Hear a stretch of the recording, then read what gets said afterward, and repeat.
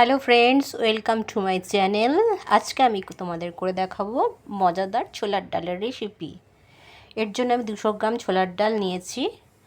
ভালোভাবে পরিষ্কার করে এটা ধুয়ে নিতে হবে। আমি দুবার ধরে ধুয়ে নিয়েছি পরিষ্কার জলে।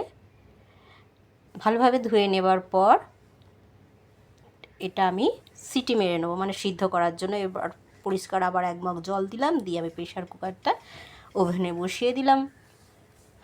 5টা সিটি হবে।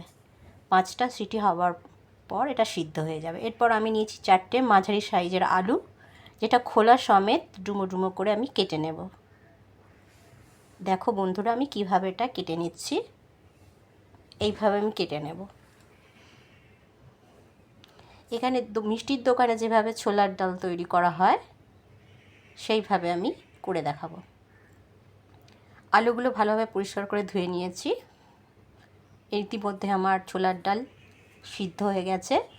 আলু কুচিগুলো ভালোভাবে ধুয়ে নেবার পর একটা থালায় রেখেছি। নিয়েছি 2টো কাঁচা লঙ্কা, আর নিয়েছি একটু আদার টুকরো, যেটা আমি গ্রেট করে নেব। আর নিয়েছি গোটা জিরে, গোটা গরম মশলা, শুকনো লঙ্কা, তেজপাতা, হলুদ গুঁড়ো, ধনে গুঁড়ো এবং লঙ্কা গুঁড়ো। আর স্বাদ আনার জন্য অবশ্যই লবণ দরকার। গ্যাসটা আমি জ্বেলে নিলাম। এবার কড়াইতে আমি দিয়ে দিলাম সরিষার তেল। সরিষার তেল দিয়ে রান্নাটা করলে খেতে সুস্বাদু লাগে। তেল গরম হয়ে যাবার পর আমি গোটা জিরে ফোড়ন দিলাম। এরপর দিলাম গোটা গরম মশলা। এরপর দেব তেজপাতা। তারপর দেব 2টো শুকনো লঙ্কা। এরপর আলুগুলো আমি দিয়ে দেব। দিয়ে আলুগুলো লাল লাল করে ভাজা হয়ে যাবার পর ওর মধ্যে আমি দেব গ্রেট করে রাখা আদা কুচি। এরপর দিয়ে দিলাম গুঁড়ো মশলা।